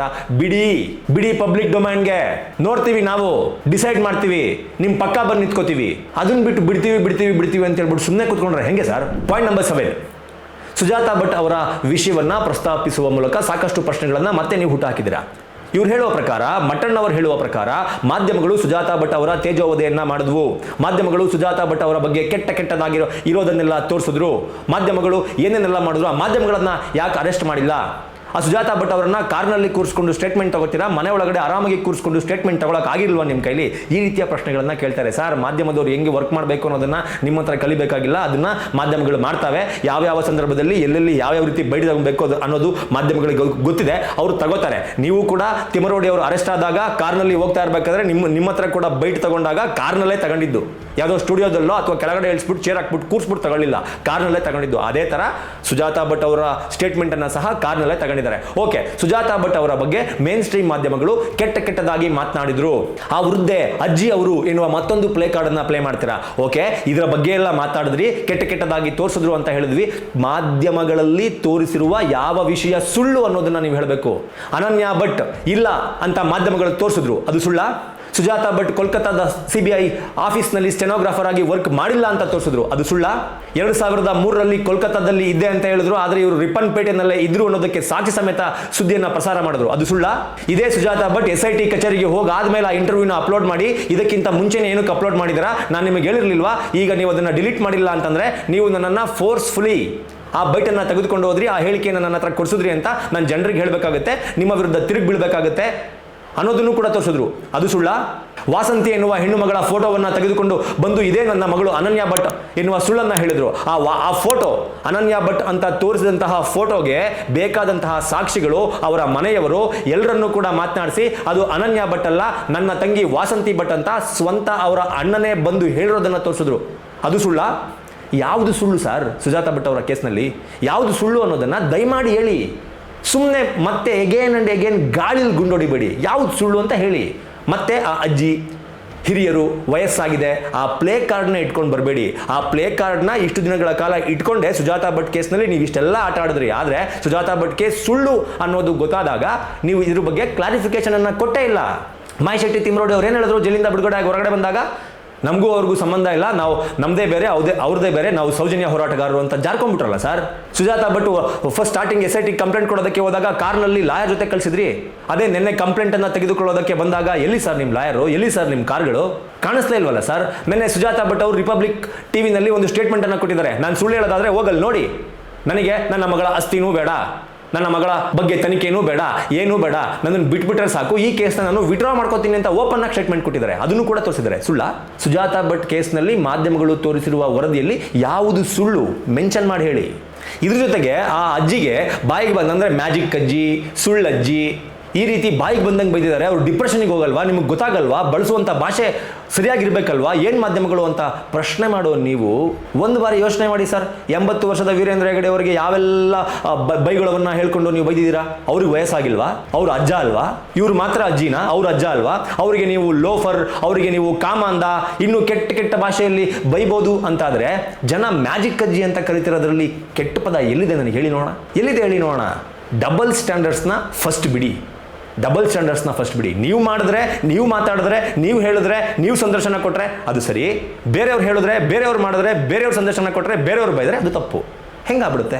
ಪಾಯಿಂಟ್ ನಂಬರ್ 8, ಮಂಗಳೂರಿನಲ್ಲಿ ಆದಂತಹ ಕುಕ್ಕರ್ ಬಾಂಬ್ ಬ್ಲಾಸ್ಟ್ ವಿಚಾರವನ್ನ ಸಹ ಇವರು ಇಲ್ಲಿ ನಿನ್ನೆ ಲೈವ್ ನಲ್ಲಿ ಮಾತನಾಡಿದ್ದಾರೆ. ದಯವಿಟ್ಟು ಮಟನ್ ಅವರು ಹೋಗಿ ನೀಟಾಗಿ ಆ ವರದಿಯಲ್ಲಿ ಏನಿದೆ, ಆ ವರದಿ ಏನು ಹೇಳಿದೆ ಅನ್ನೋದನ್ನ ದಯವಿಟ್ಟು ನೀಟಾಗಿ ಓದ್ಕೊಂಡು ಬಂದು ಮಾತನಾಡಿ, ಇಲ್ಲ ಅಂದ್ರೆ ನಗೆ ಪಾಟಲಿಗೆ ಈಡಾಗ್ಬಿಡ್ತೀರಾ. ತನಿಖೆಯಲ್ಲಿ ಗೊತ್ತಾಗಿರುವಂಥದ್ದು, ತನಿಖೆಯಲ್ಲಿ ಹೊರಗಡೆ ಬಂದಿರುವಂಥದ್ದು, ಆ ಕುಕ್ಕರ್ ಬಾಂಬ್ನ ಧರ್ಮಸ್ಥಳದ ದೇವಸ್ಥಾನವನ್ನ ಟಾರ್ಗೆಟ್ ಮಾಡಿ ತೆಗೆದುಕೊಂಡು ಬರಲಾಗ್ತಾ ಇತ್ತು. ಧರ್ಮಸ್ಥಳದ ದೇವಸ್ಥಾನವನ್ನ ಟಾರ್ಗೆಟ್ ಮಾಡಿ ತೆಗೆದುಕೊಂಡು ಬರ್ತಾ ಇದ್ದಂತಹ ಸಂದರ್ಭದಲ್ಲಿ ಆಟೋದಲ್ಲೇ ಅದು ಬ್ಲಾಸ್ಟ್ ಆಯಿತು. ಅದು ತನಿಖೆಯಲ್ಲಿ ಹೊರಗಡೆ ಬಂದಿದೆ. ಆ ತನಿಖೆಯ ಅಂಶವನ್ನ ಯಾವುದೋ ಗಾಳಿ ಮಾತನ್ನ ಕೇಳ್ಕೊಂಡ್ಬಂದು ನಾನು ನಿಮ್ಮ ಮುಂದೆ ಹೇಳ್ತಾ ಇಲ್ಲ, ವರದಿ ಇದೆ, ರಿಪೋರ್ಟ್ ಕೊಟ್ಟಿದ್ದಾರೆ. ಆ ರಿಪೋರ್ಟ್ ಹೊರಗಡೆ ಬಂದಿದೆ. ಧರ್ಮಸ್ಥಳವೇ ಆ ಕುಕ್ಕರ್ ಬಾಂಬ್ ಬ್ಲಾಸ್ಟರ್ಗಳ ಟಾರ್ಗೆಟ್ ಆಗಿತ್ತು. ಅದನ್ನು ತೋರಿಸಿದ್ರೆ ನಿಮ್ಗೆ ಯಾಕೆ ಸಾರ್ ಇಷ್ಟೊಂದು ಕೋಪ ಬರುತ್ತೆ? ಆ ನಿಜ ಅಂತ ತೋರಿಸಿದ್ರೆ ನಿಮ್ಗೆ ಯಾಕೆ ಇಷ್ಟೊಂದು ಕೋಪ ಬರುತ್ತೆ? ಪಾಯಿಂಟ್ ನಂಬರ್ 9, ಮಹೇಶ್ ಶೆಟ್ಟಿ ತಿಮ್ರೋಡಿ ಅವರ ಮನೆಯಲ್ಲಿ ಈ ಮಾಸ್ಕ್ ಮ್ಯಾನ್ ಚೆನ್ನೈನನ್ನ ಕೂಡಿ ಹಾಕಲಾಗಿತ್ತು ಅಂತ ಸಾಕಷ್ಟು ಮಾಧ್ಯಮಗಳು ಪ್ರಸಾರ ಮಾಡ್ತಾ ಇರೋದನ್ನ ಕೂಡ ನೀವು ಪ್ರಶ್ನೆ ಮಾಡಿದ್ದೀರಾ. ಓಕೆ, ಸ್ವಲ್ಪ ಹಿಂದಕ್ಕೆ ಹೋಗೋಣ. ಸುಖದ ಹತ್ರ ನೀವು ಮಾತಾಡಿಲ್ವಾ? ಖಂಡಿತ ಇಲ್ಲ. ಇಲ್ಲಿವರೆಗೂ ನೀವು ಮಾತಾಡಿಲ್ಲ ಅಲ್ಲ, ಅದ್ರ ಬಗ್ಗೆ ಈಗ ಯಾಕೆ ಚರ್ಚೆ? ಅದ್ರ ಬಗ್ಗೆ ಚರ್ಚೆನಾ ಈಗ? ರಿಪಬ್ಲಿಕ್ ಟಿವಿ ಸಂದರ್ಶನದಲ್ಲಿ ನೀವೇ ಕೊಟ್ಟಂತಹ ಸ್ಟೇಟ್ಮೆಂಟ್ನ ಪ್ರಕಾರ ಮಾಸ್ಕ್ ಮ್ಯಾನ್ ಯಾರು ನಿಮಗೆ ಗೊತ್ತಿಲ್ಲ, ಅವನು ಎಲ್ಲಿಂದ ಬಂದ ನಿಮಗೆ ಗೊತ್ತಿಲ್ಲ, ಅವನನ್ನು ನೀವು ಭೇಟಿ ಮಾಡಿದ್ದೀರಾ? ಇಲ್ಲ. ಅವನ ಜೊತೆ ನೀವು ಮಾತನಾಡಿದ್ದೀರಾ? ಇಲ್ಲ. ಯಾಕೆ ಸುಳ್ಳು ಹೇಳಿದ್ರಿ? ಯಾಕೆ ಸುಳ್ಳು ಹೇಳಿದ್ರಿ ಅಂದರೆ ಅವತ್ತು ಈ ವಿಚಾರ ಜನಗಳಿಗೆ ಗೊತ್ತಿರಲಿಲ್ಲ. ಇವ್ರು ಮಹೇಶ್ ಶೆಟ್ಟಿ ತಿಮ್ರೋಡಿ ಅವರ ಮನೆಯಲ್ಲೇ ಉಳ್ಕೊಂಡವ್ರೆ ಅನ್ನೋದು ಕರ್ನಾಟಕದಲ್ಲ, ಇಡೀ ಪ್ರಪಂಚದಲ್ಲಿರುವ ಯಾವ ಜನಸಾಮಾನ್ಯನಿಗೂ ಗೊತ್ತಿರಲಿಲ್ಲ. ಆದರೆ ಇವತ್ತು ಗೊತ್ತಾಗೋಯ್ತು, ಈ ಮಾಸ್ಕ್ ಮ್ಯಾನ್ ಇದ್ದದ್ದು ಮಹೇಶ್ ಶೆಟ್ಟಿ ತಿಮ್ರೋಡಿ ಅವರ ಮನೆಯಲ್ಲೇ ಅಂತ ಗೊತ್ತಾಗೋಯ್ತು. ಈಗ ಜನ ಪ್ರಶ್ನೆ ಮಾಡೋದಕ್ಕೆ ಸ್ಟಾರ್ಟ್ ಮಾಡಿದ್ರು. ಸೊ ಇವಾಗ ನೀವು ಹೇಳ್ತಾ ಇದ್ದೀರಾ, ಅವತ್ತು ರಿಪಬ್ಲಿಕ್ ಟಿವಿನಲ್ಲಿ ನೀವೇ ಹೇಳಿದ್ದು ಅವ್ನು ಯಾರೂ ಗೊತ್ತಿಲ್ಲ, ಅವನ್ನ ನಾವು ಮಾತಾಡಿಸಿಲ್ಲ, ಅವನ ಹಿಂದೆ ನಾವಿಲ್ಲ, ಅವನೇ ಬೇರೆ, ನಮ್ಮ ಸೌಜನ್ಯ ಹೋರಾಟನೇ ಬೇರೆ ಅಂತ ಸ್ಟೇಟ್ಮೆಂಟ್ ಕೊಟ್ಟಂತಹ ನೀವು ಇವತ್ತು ಬಂದು ಹೇಳ್ತಾ ಇದ್ದೀರಾ ಹೌದು ಅವನು ಮಹೇಶ್ ಶೆಟ್ಟಿ ತಿಮ್ರೋಡಿ ಅವರ ಮನೆಯಲ್ಲೇ ಇದ್ದ, ನಾವು ಕೂಡ ಹಾಕಿರ್ಲಿಲ್ಲ, ಅವನ ಸ್ವ ಇಚ್ಛೆಯಿಂದ ಅವನೇ ಬಂದು ಅಲ್ಲಿದ್ದ ಅಂತ. ಇದನ್ನು ಮುಂಚೆನೇ ಹೇಳ್ಬಿಡ್ಬೋದಾಗಿತ್ತಲ್ಲ, ಜನರಿಗೆ ನಿಮ್ಮ ಮೇಲೆ ಡೌಟೇ ಬರ್ತಿರ್ಲಿಲ್ಲ. ಮುಂಚೆ ಇಲ್ಲ ಅನ್ನೋದು, ಇವಾಗ ಇದ್ದ ಅನ್ನೋದು. ಇದನ್ನ ಜನಗಳು ಎಸ್ಪೆಷಲಿ ನೀವು ಪ್ರಶ್ನೆ ಮಾಡಬೇಕು. ಅಲ್ಲ ಸರ್, ಅವತ್ತಿಲ್ಲ, ನಮ್ಗೆ ಗೊತ್ತೇ ಇಲ್ಲ ಅವ್ನು ಯಾರು ಅಂತ ಅಂದ್ರೆ ಇವಾಗ ನೋಡಿದ್ರೆ ಹೌದು ಅವ್ನಿಗೆ ನಾವೇ ಆಶ್ರಯ ಕೊಟ್ಟಿದ್ದು ತಿಮ್ರೋಡಿ ಅವ್ರ ಮನೆಯಲ್ಲೇ ಇದ್ದ ಅಂತ ಹೇಳ್ತಾ ಇದ್ರಲ್ಲ, ಯಾಕೆ ಸರ್ ಹಿಂಗೆ ಸುಳ್ಳು ಹೇಳ್ತಿದ್ದೀರಾ? ಯಾಕೆ ಸರ್ ಈ ಥರ ಡಬಲ್ ಸ್ಟೇಟ್ಮೆಂಟ್ ಕೊಡ್ತಾ ಇದ್ದೀರಾ ಅಂತ ನೀವು ಕೇಳಬೇಕು. ಬಟ್ ನೀವು ಕೇಳಲ್ಲ. ಪಾಯಿಂಟ್ ನಂಬರ್ 10, ಗಿರೀಶ್ ಮಠನ್ ಅವರು ಹೇಳುವ ಪ್ರಕಾರ ಆತನಿಗೆ ಎಲ್ಲೂ ಉಳ್ಕೊಳ್ಳೋದಕ್ಕೆ ಯಾರೂ ಕೂಡ ಜಾಗವನ್ನ ಕೊಡ್ತಾ ಇರಲಿಲ್ಲ. ಆತ ಉಳ್ಕೊಳ್ಳೋದಕ್ಕೆ SIT ಟೀಮೇ ಜಾಗವನ್ನ ಮಾಡಿ ಕೊಡ್ತೀವಿ ಅಂತಂದ್ರು. SIT ಟೀಮ್ ಮೇಲೆ ಅವನಿಗೆ ನಂಬಿಕೆ ಇರಲಿಲ್ಲ. ಹಾಗಾಗಿ ನಮ್ಮನ್ನ ಕೇಳ್ಕೊಂಡ, ಗಿರೀಶ್ ಮಠನ್ ಅವರ ಹೆಸರನ್ನ ಹೇಳ್ದ, ಮಹೇಶ್ ಶೆಟ್ಟಿ ತಿಮ್ರೋಡಿ ಅವರ ಹೆಸರನ್ನ ಹೇಳ್ದ. ಹಾಗಾಗಿ ನಾವು ಅವರಿಗೆ ಯಾರು ಅಂದ್ರೆ ಇಂತಹ ವ್ಯಕ್ತಿಯನ್ನ ಯಾರು ಇಟ್ಕೋತಾರೆ? ಅವನ ಜೀವಕ್ಕೆ ಭಯ ಇದೆ, ಅವನು ತೋರಿಸ್ತೀನಿ ಅಂತ ಬಂದಿರೋದು 100ಕ್ಕಿಂತ ಹೆಚ್ಚಿನ ಶವಗಳನ್ನ ಹೂತಿಟ್ಟ ಜಾಗವನ್ನ ತೋರಿಸ್ತೀನಿ ಅಂತ ಬಂದಿದ್ದಾನೆ. ಅವನಿಗೆ ರಕ್ಷಣೆ ಕೊಡೋದಕ್ಕೆ ಯಾರು ಕೂಡ ಮುಂದೆ ಬಂದಿರಲಿಲ್ಲ, ಎಲ್ಲರೂ ಕೂಡ ಹೆದರ್ಕೋತಾ ಇದ್ರು. ಅಂತಹ ಸಮಯದಲ್ಲಿ ಮಹೇಶ್ ಶೆಟ್ಟಿ ತಿಮ್ರೋಡಿ ಅವರು ನಾನು ರಕ್ಷಣೆ ಕೊಡ್ತೀನಿ, ನಾನು ಆಶ್ರಯ ಕೊಡ್ತೀನಿ ಅಂತ ಅವನನ್ನ ಕರ್ಕೊಂಡ್ಬಂದು ಮನೆಯಲ್ಲಿ ಇಟ್ಕೊಂಡಿದ್ರು ಅಂತ ಸ್ಟೇಟ್ಮೆಂಟ್ ಅನ್ನ ಕೊಡ್ತಾರೆ. ಇದನ್ನ ನಾನು ದಕ್ಷಿಣ ಕನ್ನಡ ಜಿಲ್ಲೆಯ ಪೊಲೀಸರಿಗೆ ಕೇಳೋದಕ್ಕೆ ಬಯಸ್ತೀನಿ. ದಕ್ಷಿಣ ಕನ್ನಡ ಜಿಲ್ಲೆಯಲ್ಲಿ ಏನಾಗ್ತಾ ಇದೆ? ಧರ್ಮಸ್ಥಳದ ವಿರುದ್ಧ ಯಾರಾದರೂ ಮಾತನಾಡೋದಕ್ಕೆ ಬಂದ್ರೆ, ಸಾಕ್ಷಿ ತೋರಿಸ್ತೀನಿ ಅಂತ ಬಂದ್ರೆ, ಆರಕ್ಷಕ ಠಾಣೆ ಅದರ ಅರ್ಥ ತಿಳ್ಕೊಳ್ಳಿ ಫಸ್ಟು. ಆರಕ್ಷಕ ಠಾಣೆಯಲ್ಲಿ ರಕ್ಷಣೆ ಇಲ್ವಂತೆ. ಮಹೇಶ್ ಶೆಟ್ಟಿ ತಿಮ್ರೋಡಿ ಹಾಗೂ ಗಿರೀಶ್ ಮಟ್ಟನ್ ಅವರ ಬಳಿ ರಕ್ಷಣೆ ಇದೆಯಂತೆ. ಹೌದಾ? ಇದು ಪ್ಯಾರಲಲ್ಲಿ ಮತ್ತೊಂದು ಪೊಲೀಸ್ ಸ್ಟೇಷನ್ ಆಗಿ ಮಹೇಶ್ ಶೆಟ್ಟಿ ತಿಮ್ರೋಡಿ ಅವರ ಮನೆ ಕೆಲಸ ಮಾಡ್ತಾ ಇದೆಯಾ? ಆರಕ್ಷಕ ಠಾಣೆಗಿಂತ ಜನಗಳಿಗೆ ಮಹೇಶ್ ಶೆಟ್ಟಿ ತಿಮ್ರೋಡಿ ಅವರ ಮನೆ ಮೇಲೆ ನಂಬಿಕೆ ಹೆಚ್ಚಾಗಿದೆಯಾ? ಹಂಗಿದ್ಮೇಲೆ ದಕ್ಷಿಣ ಕನ್ನಡ ಪೊಲೀಸರು ಏನ್ ಮಾಡ್ತಾ ಇದ್ದಾರೆ? ಪ್ಯಾರಲಲ್ಲಿ ಮತ್ತೊಂದು ಪೊಲೀಸ್ ಸ್ಟೇಷನ್, ಆರಕ್ಷಕ ಠಾಣೆಗೆ ಆಪೋಸಿಟ್ ಆಗಿ ಮತ್ತೊಂದು ರಕ್ಷಕ ಠಾಣೆ, ಮೋಸ್ಟ್ಲಿ ರಕ್ಷಣೆ ಕೊಡುವ ಠಾಣೆ ಆಗಿ ಪರಿವರ್ತನೆ ಆಗ್ತಾ ಇದೆಯಾ ಮಹೇಶ್ ಶೆಟ್ಟಿ ತಿಮ್ರೋಡಿ ಅವರ ಮನೆ? ದಯಮಾಡಿ ಇದಕ್ಕೆ ಪೊಲೀಸ್ನವರು ಉತ್ತರ ಕೊಡಬೇಕು. ಏನಾಗ್ತಾ ಇದೆ? ಯಾಕೆ ನಿಮ್ಮ ಮೇಲೆ ನಂಬಿಕೆ ಬರ್ತಾ ಇಲ್ಲ ಜನಕ್ಕೆ? ಆರಕ್ಷಕ ಠಾಣೆಗೆ, ಪೊಲೀಸ್ ಸ್ಟೇಷನ್ಗೆ ಬರೋದನ್ನ ಬಿಟ್ಬಿಟ್ಟು ಮಹೇಶ್ ಶೆಟ್ಟಿ ತಿಮ್ರೋಡಿ ಹಾಗೂ ಗಿರೀಶ್ ಮಠನ್ ಅವರ ಬಳಿ ಯಾಕೆ ಹೋಗ್ತಾರೆ? ಸರ್ವಿಸ್ನಲ್ಲಿರುವ ಪೊಲೀಸ್ ಅವರನ್ನ ಬಿಟ್ಬಿಟ್ಟು ಡಿಸ್ಮಿಸ್ ಆಗಿರುವಂತಹ ಪೊಲೀಸರ ಬಳಿ ರಕ್ಷಣೆ ಕೇಳ್ಕೊಂಡು ಯಾಕೆ ಹೋಗ್ತಿದ್ದಾರೆ? ದಯವಿಟ್ಟು ತನಿಖೆ ಮಾಡಬೇಕು, ಇದಕ್ಕೆ ನೀವು ಉತ್ತರ ಕೊಡಬೇಕು. ಪಾಯಿಂಟ್ ನಂಬರ್ 12, ಗಿರೀಶ್ ಮಠನ್ ಅವರು ಹೇಳ್ತಾರೆ, ಕಳೆದ 2 ವರ್ಷದಿಂದ ಈತ ಬಂದು ನಮ್ಮನ್ನ ಕೇಳ್ಕೊತಾ ಇದ್ದಾನೆ, ನಮ್ಮನ್ನ ಪೊಲೀಸ್ ಸ್ಟೇಷನ್ಗೆ ಕರ್ಕೊಂಡು ಹೋಗಿ ನಾನು ತೋರಿಸ್ತೀನಿ, ಏನೆಲ್ಲ ಆಗಿದೆ ಅನ್ನೋದನ್ನ ಪೊಲೀಸರ ಮುಂದೆ ಇಡ್ತೀನಿ, ಜನರ ಮುಂದೆ ಇಡ್ತೀನಿ ಅಂತ 2 ವರ್ಷದಿಂದ ನಮ್ಮನ್ನ ತಲೆ ತಿಂತಾ ಇದ್ದಾನೆ ಆ ಮಾಸ್ಕ್ ಮ್ಯಾನ್ ಚೆನ್ನಯ್ಯ ಅಂತ ನೆನ್ನೆ ಹೇಳ್ಬಿಟ್ರು. ಆ ಥರದಲ್ಲಿ ಹೇಳಿದ್ರು ಅಥವಾ ನಿಜವಾಗ್ಲೂ ಹೇಳಬೇಕು ಅಂತಾನೆ ಹೇಳಿದ್ರು ನನಗೆ ಗೊತ್ತಾಗಲಿಲ್ಲ. ಇಲ್ಲಿ ಎಲ್ಲರೂ ಕೂಡ ಗಮನಿಸಬೇಕಾದಂತಹ ಒಂದು ವಿಚಾರ ಏನು ಅಂತಂದ್ರೆ, 2 ವರ್ಷದ ಹಿಂದೆನೆ ಆ ಮಾಸ್ಕ್ ಮ್ಯಾನ್ ಚೆನ್ನಯ್ಯ ಇವರ ಬಳಿ ಬಂದಿದ್ದ ಅಂತಂದ ಮೇಲೆ ಇಲ್ಲಿಯವರೆಗೂ ಅವನ್ನ ಇಟ್ಕೊಂಡು ಏನ್ ಮಾಡ್ತಾ ಇದ್ರು? ಈ ಕೇಸ್ ಆರಂಭ ಆಗಿ 1-2 ತಿಂಗಳಾಯ್ತು, ಓಕೆನಾ? 2 ತಿಂಗಳಿಂದ ಈ ಕೇಸ್ ಆರಂಭ ಆಗಿದೆ. ಆದ್ರೆ ಆ ಮಾಸ್ಕ್ ಮ್ಯಾನ್ ಚೆನ್ನಯ್ಯ ಇವ್ರ ಹತ್ರ ಬಂದು 2 ವರ್ಷ ಆಗಿದೆ. 2 ವರ್ಷದಿಂದ ಆ ಮಾಸ್ಕ್ ಮ್ಯಾನ್ ಚೆನ್ನಯ್ಯನನ್ನ ಇವರು ಇಟ್ಕೊಂಡು ಏನ್ ಮಾಡ್ತಾ ಇದ್ರು? 2 ವರ್ಷದ ಹಿಂದೆನೆ ಈ ಪ್ರಕರಣವನ್ನ ಬೆಳಕಿಗೆ ಯಾಕೆ ತಂದಿರಲಿಲ್ಲ? 2 ವರ್ಷದ ಹಿಂದೆನೆ ಅವನನ್ನ ಪೊಲೀಸ್ ಸ್ಟೇಷನ್ಗೆ ಯಾಕೆ ಕರ್ಕೊಂಡು ಹೋಗಿರ್ಲಿಲ್ಲ? ಜಡ್ಜ್ನ ಮುಂದೆ ಯಾಕೆ ಕರ್ಕೊಂಡು ಹೋಗಿರ್ಲಿಲ್ಲ, ಈ ರೀತಿಯ ಒಂದು ಇನ್ವೆಸ್ಟಿಗೇಷನ್ ಮಾಡುವಂತೆ ಯಾಕೆ ಪೊಲೀಸರ ಹಾಗೂ ಸರ್ಕಾರದ ಮೇಲೆ 2 ವರ್ಷದ ಹಿಂದೆನೆ ಒತ್ತಡವನ್ನ ಹಾಕಿರ್ಲಿಲ್ಲ? ಅನುಮಾನ ಬರಲ್ವಾ ಯಾರಿಗೂ? 2 ವರ್ಷದಿಂದ ಈ ಚೆನ್ನೈನನ್ನ ಇವ್ರ ಮನೇಲಿ ಇಟ್ಕೊಂಡು ಇವ್ರು ಏನ್ ಮಾಡ್ತಾ ಇದ್ರು? 2 ವರ್ಷದ ಮುಂಚೆನೆ ಬಂದಿದ್ದಂತವನು. ಪಾಯಿಂಟ್ ನಂಬರ್ 14, ಈ ಮಾಸ್ಕ್ ಮ್ಯಾನ್ ಚೆನ್ನಯ್ಯ ಆರಂಭದಲ್ಲಿ ಒಬ್ಬನೇ ಬಂದ, ಅವಾಗ ಅವನಿಗೆ ಭಯ ಇರಲಿಲ್ವಾ? ಮ್ಯಾಜಿಸ್ಟ್ರೇಟ್ನ ಮುಂದೆ ಒಂದು ಸ್ಟೇಟ್ಮೆಂಟ್ ಅನ್ನ ಕೊಟ್ಟ, ಅವಾಗ ಅವನಿಗೆ ಭಯ ಇರಲಿಲ್ವಾ? SIT ಮುಂದೆ ಒಂದು ಸ್ಟೇಟ್ಮೆಂಟ್ ಅನ್ನ ಕೊಟ್ಟ, ಅವಾಗ ಅವನಿಗೆ ಭಯ ಇರಲಿಲ್ವಾ? ಪ್ರತಿದಿನ ಬೆಳಿಗ್ಗೆ ಹೋಗಿ ಸಂಜೆ ಬರ್ತಾ ಇದ್ದ, ನಮ್ಮ ಹತ್ರಕ್ಕೆ ಬರ್ತಾ ಇದ್ದ, ನಾವು ಕೊಟ್ಟಂತಹ ಜಾಗದಲ್ಲೇ ಉಳಿದುಕೊಳ್ತಾ ಇದ್ದ, ಅವಾಗ ಭಯ ಇರಲಿಲ್ವಾ ಅಂತ ಮಟ್ಟಣ್ಣ ಅವರು ಕೇಳ್ತಾ ಇದ್ದಾರೆ. ಇಲ್ಲಿ ನೆನಪಿರ್ಲಿ ಮಟ್ಟಣ್ಣವರೇ, ಆರಂಭದಲ್ಲಿ ನೀವು ಹೇಳಿಕೊಟ್ಟ ಹಾಗೆ ಆತ ನಡೆದುಕೊಂಡ, ಯಾವೆಲ್ಲ ಜಾಗಗಳನ್ನ ತೋರಿಸಬೇಕೋ ಆ ಎಲ್ಲಾ ಜಾಗಗಳನ್ನ ತೋರಿಸಿದಾಗ ಆ ಜಾಗಗಳಲ್ಲಿ ಬುರುಡೆಗಳು, ಅಸ್ಥಿ ಪಂಜರಗಳು ಸಿಗದೇ ಇದ್ದಾಗ ಅವನಿಗೆ ನಿಜವಾದ ಭಯ ಸ್ಟಾರ್ಟ್ ಆಯಿತು. ಪೊಲೀಸಿನವರು ಹೇಳಿದ್ರು, ಜಡ್ಜ್ ಕೂಡ ಹೇಳಿದ್ದು ಆತನಿಗೆ ನೆನಪಿಗೆ ಬಂತು. ಈ ಕೇಸ್ನಲ್ಲಿ ನೀನೇನಾದರೂ ಸುಳ್ಳು ಹೇಳಿದ್ದಾದ್ರೆ ನೀನು ಜೈಲಿಗೆ ಹೋಗಬೇಕಾಗತ್ತೆ, ನೀನು ಶಿಕ್ಷೆಯನ್ನ ಅನುಭವಿಸಬೇಕಾಗತ್ತೆ. ಯಾರ್ದೋ ಷಡ್ಯಂತ್ರಕ್ಕೆ ನೀನು ಬಲಿಯಾದ್ರೆ ಮುಂದಿನ ದಿನಗಳಲ್ಲಿ ಅದೇ ನಿನಗೆ ತಿರುಗುಬಾಣ ಆಗುತ್ತೆ ಅಂತ ಜಡ್ಜ್ ಅವರು ಹೇಳಿದ್ದು, ಪೊಲೀಸ್ನವರು ಹೇಳಿದ್ದು ಅವನಿಗೆ ತಲೆಗೆ ಹೋಯ್ತು. ತಲೆಗೆ ಹೋದ ನಂತರ ಆ 17 ಪಾಯಿಂಟ್ಗಳಲ್ಲಿ ಯಾವುದೇ ರೀತಿಯ ಅಸ್ಥಿ ಪಂಜರಗಳು ಸಿಗದೇ ಇದ್ದಾಗ ನಿಮ್ಮ ಮೇಲೆ ಬಂದಿರುವ ಆರೋಪ ಏನಪ್ಪಾ ಅಂತಂದ್ರೆ, ನೀವು ಅವನಿಗೆ ಬಾಯಿಗೆ ಬಂದಂಗೆ ಬೈತಾ ಇದ್ರಿ, ನೀನು ತೋರಿಸಿದ ಜಾಗದಲ್ಲಿ ಅಸ್ಥಿ ಪಂಜರಗಳು ಸಿಗ್ತಾ ಇಲ್ವಲ್ಲ ಯಾಕೆ ಅಂತ. ಅದರಿಂದ ಬೇಸತ್ತಂತಹ ಇದೇ ಮಾಸ್ಕ್ ಮ್ಯಾನ್ ಚೆನ್ನಯ್ಯ, ಇದು ಹಿಂಗೆ ಹೋದ್ರೆ ಆಗಲ್ಲ, ನಾಳೆ ದಿನ ಎಲ್ಲವನ್ನೂ ತೆಗೆದುಕೊಂಡು ಬಂದು ನನ್ನ ತಲೆ ಕಟ್ಬಿಡ್ತಾರೆ, ನಾನು ಜೈಲಿಗೆ ಹೋಗಬೇಕಾದಂತಹ ಪರಿಸ್ಥಿತಿ ಬರುತ್ತೆ, ಹಂಗೇನಾದ್ರೂ ಆದ್ರೆ ನನ್ನ ಹೆಂಡತಿ ಕತೆ ಏನು, ನನ್ನ ಮಕ್ಕಳು ಕತೆ ಏನು ಅಂತ ಯೋಚನೆ ಮಾಡಿದಂತಹ ಚೆನ್ನಯ್ಯ ಆತನೇ ಹೋಗಿ ಪೊಲೀಸರ ಮುಂದೆ ಸರೆಂಡರ್ ಆಗಿರೋದು. ಇದು ಇರೋದು ನಿಮ್ಮ ಮೇಲಿರುವ ಆರೋಪ ಇದು. ಸೊ ನೀವು ಆರಂಭದ ಕಥೆಗಳನ್ನ ಹೇಳ್ತಾ ಇದ್ದೀರಾ, 17 ಗುಂಡಿಯನ್ನ ಅಗೆದ ನಂತರ ಅಲ್ಲಿ ಏನು ಸಿಗ್ಲಿಲ್ವಲ್ಲ ಅಸ್ಥಿ ಪಂಜರಗಳು, ಆ ಕಥೆಯನ್ನು ಸ್ವಲ್ಪ ಜನರ ಮುಂದೆ ಇಡಿ. ಆ ಕಥೆ ಜನರ ಮುಂದೆ ಇಟ್ರೆ ಗೊತ್ತಾಗುತ್ತೆ. ನೀವು ಫಸ್ಟ್ ಸ್ಟಾರ್ಟಿಂಗ್ ಏನ್ ಕರ್ಕೊಂಡ್ಬಂದ್ಬಿಟ್ಟು ಬಿಟ್ರಲ್ಲ, ಅವಾಗ ಎಲ್ಲವೂ ಕೂಡ ನೀವು ಹೇಳ್ದಂಗೆ ಇತ್ತು. ನೀವು ಸುಳ್ಳು ಹೇಳ್ತಾ ಇದ್ದೀರಾ ಅಂತ ನಾನು ಯಾವುದೇ ಕಾರಣಕ್ಕೂ ಹೇಳಲ್ಲ. ಆದ್ರೆ 17 ಗುಂಡಿ ಅಗೆದ ಮೇಲೆ ಅಲ್ಲಿ ಏನು ಸಿಗ್ಲಿಲ್ವಲ್ಲ, ಆ ನಂತರ ಏನಾಯ್ತು ಅದನ್ನು ಕೂಡ ಜನರ ಮುಂದೆ ಇಡಿ. Point number 15, mask man Mahesh Shetty Thimarodi ಅವರ ಮನೆಯಲ್ಲಿ ಇದ್ದಷ್ಟು ದಿನ ಅವನನ್ನು ನಾವು ಚೆನ್ನಾಗಿ ನೋಡ್ಕೊಂಡಿದ್ದೀವಿ. ಅವನಿಗೆ ಯಾವುದೇ ರೀತಿಯ ರಿಸ್ಟ್ರಿಕ್ಷನ್ ಅನ್ನ ಹಾಕ್ತಾ ಇರಲಿಲ್ಲ. ಅವನು ಕೇಳಿದ್ದನ್ನ ಊಟವಾಗಿ ಕೊಟ್ಟಿದ್ದೀವಿ. ಮಹೇಶ್ ಶೆಟ್ಟಿ ತಿಮ್ರೋಡಿ ಅವರ ಮನೆಯಲ್ಲಿ ನಾನ್ ವೆಜ್ ಇಲ್ಲ, ಸಿಗರೇಟ್ ಇಲ್ಲ, ಎಣ್ಣೆ ಇಲ್ಲ, ಓನ್ಲಿ ವೆಜ್ ಏನ್ ಕೇಳಿದ್ರು ಅವನಿಗೆ ಕೊಟ್ಟಿದ್ದೀವಿ. ಆತ ಆರಾಮವಾಗಿದ್ದ. ಆತನ ಕುಟುಂಬಸ್ಥರು ಬಂದು ಮಾತನಾಡಿಸ್ಕೊಂಡು ಹೋಗ್ತಾ ಇದ್ರು. SIT ತನಿಖೆಗೆ ಹೋದಂತಹ ಸಂದರ್ಭದಲ್ಲೂ ಬೆಳಿಗ್ಗೆಯಿಂದ ಸಂಜೆವರೆಗೂ ಆತನಿಗೆ ನಾನ್ ವೆಜ್ ಬೇಕು ಅಂತಂದಾಗ ಝೊಮ್ಯಾಟೋದಲ್ಲಿ ಆರ್ಡರ್ ಮಾಡಿ ನಾನ್ ವೆಜ್ ಅನ್ನ ಸಹ ನಾವು ತರಿಸ್ಕೊಟ್ಟಿದ್ದೀವಿ. ಸೊ ಹೀಗಿದ್ದ ವ್ಯಕ್ತಿ ಇದ್ದಕ್ಕಿದ್ದಂತೆ ಹೇಗೆ ಚೇಂಜ್ ಆದ? ಅದನ್ನೇ ಸರ್ ನಾನು ಕೇಳ್ತಿರೋದು, ಜನನ ಕೇಳ್ತಿರೋದು. ಆ ವ್ಯಕ್ತಿಗೆ ನೀವು ಇಷ್ಟೆಲ್ಲ ಮಾಡಿದ ಮೇಲೆ, ಇಷ್ಟೆಲ್ಲ ಒಳ್ಳೆ ಕೆಲಸ ಮಾಡಿದ ಮೇಲೆ ಆ ವ್ಯಕ್ತಿ ಚೇಂಜ್ ಆಗಕ್ಕೆ ಹೆಂಗ್ ಸರ್ ಸಾಧ್ಯ? ಆ ವ್ಯಕ್ತಿ ಪೊಲೀಸರ ಮುಂದೆ ಹೋಗ್ಬಿಟ್ಟು ಅಪ್ರೂವರ್ ಆಗಕ್ಕೆ ಹೆಂಗ್ ಸರ್ ಸಾಧ್ಯ? ಅದಕ್ಕೆ ನೀವು ಕೂಡ ಉತ್ತರ ಏನು ಅಂತಂದ್ರೆ, ಆ ಮಂಜುನಾಥ್ ಗೌಡ ಎನ್ನುವ ಒಬ್ಬ ಸಬ್ ಇನ್ಸ್ಪೆಕ್ಟರ್ ಏನಿದ್ರು, ಆ ಹಿಂದೆ ಅವನನ್ನ ಹೆದರಿಸಿದ್ರು ಅಂತ ಒಂದು ಸುದ್ದಿ ಆಗಿತ್ತು. ಅವರೆಲ್ಲರೂ ಸೇರಿ ಅವರ ಮೈಂಡ್ ವಾಶ್ ಅನ್ನ ಮಾಡಿದ್ದಾರೆ. ಅದಕ್ಕೂ ತನಿಖೆ ಆಗಬೇಕು ಅನ್ನೋದು ನಿಮ್ಮ ವಾದ. ಸರ್ ನೆನಪಿರಲಿ, ಆರಂಭದಲ್ಲಿ ಈ SIT ರಚನೆ ಆದಾಗ SITಯ ಮುಖ್ಯಸ್ಥರಾಗಿರುವಂತಹ ಪ್ರಣಬ್ ಮೊಹಂತಿ ಅವರ ಮೇಲೆ ನಮಗೆ ನಂಬಿಕೆ ಇದೆ, he is a kadak officer ಅಂತ ನೀವೇ ಹೇಳಿದ್ದು. ಅದರ ಜೊತೆಗೆ ಅನುಚೇತ್ ಅವರ ಬಗ್ಗೆ ಸಹ ನೀವು ಮಾತನಾಡಿ ಸೌಜನ್ಯ ಕೇಸ್ನ ಕಂಪ್ಲೀಟ್ ವಿವರ ಅನುಚೇತ್ ಅವರಿಗೆ ಗೊತ್ತು. ಆಗಿನ ಸರ್ಕಾರ ಅವರನ್ನ ಟ್ರಾನ್ಸ್ಫರ್ ಮಾಡಿತ್ತು, ಇವಾಗ ಮತ್ತೆ ಅವರೇ ಬಂದಿದ್ದಾರೆ. ಸೊ ಈ ಕೇಸ್ನಲ್ಲಿ ನ್ಯಾಯ ಸಿಗುತ್ತೆ ಅಂತ ಹೇಳಿದ್ದು ಕೂಡ ನೀವೇ. ಹಾಗಿದ ಮೇಲೆ ಈ SIT ತಂಡದ ಹೆಡ್ ಆಗಿರುವಂತಹ ಪ್ರಣಬ್ ಮೊಹಂತಿ ಅವರ ಕಣ್ಣನ್ನ ತಪ್ಪಿಸಿ ಅವನಿಗೆ ಬ್ರೈನ್ ವಾಶ್ ಮಾಡಿದ್ದಾರೆ ಅಂದ್ರೆ ಅದು ನಿಜಾನಾ? ಅನುಚೇತ್ ಅವರ ಕಣ್ಣನ್ನ ತಪ್ಪಿಸಿ ಅವರಿಗೆ ಬ್ರೈನ್ ವಾಶ್ ಮಾಡಿದ್ದಾರೆ ಅಂತಂದ್ರೆ ಅದು ನಿಜಾನಾ? ಪ್ರಣಬ್ ಮೊಹಂತಿ ಅವರು ಈ SIT ಟೀಮ್ನ ಮಾನಿಟರ್ ಮಾಡ್ತಾ ಇಲ್ವಾ?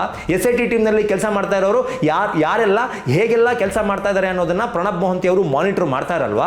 ಕಂಪ್ಲೀಟ್ ಆಗಿ ಆ ಮಾಸ್ಕ್ ಮ್ಯಾನ್ ಚೆನ್ನೈನನ್ನ ಕೂರಿಸ್ಕೊಂಡು ಅವನ ಬ್ರೈನ್ ವಾಶ್ ಮಾಡುವವರೆಗೂ ಪ್ರಣಬ್ ಮೊಹಂತಿ ಸರ್ ಸುಮ್ಮನೆ ಕೂತಿರ್ತಾರ? ಏನ್ ವಾದ ಮುಂದೆ ಇಡ್ತಾ ಇದ್ದೀರಾ ಸರ್?